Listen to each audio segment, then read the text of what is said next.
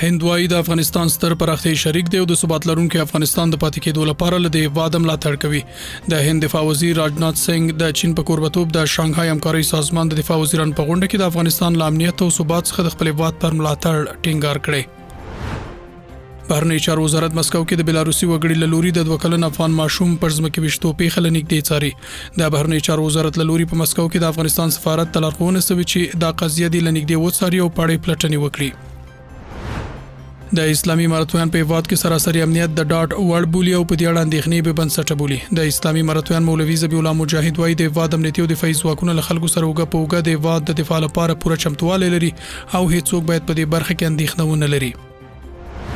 او په غزا کې د صهیونیستي رژیم په تازه بریدونو کې په لسګونو بېګناه فلسطینیان شهیدان شوي. د الجزیرې خبري شبکې د راپور له مخې د اسرایلي اشغالګرو له لوري په غزا کې لږ تر لږه 80 فلسطینیان د مرستو د ترلاسه کولو پر مهال شهیدان شوي دي.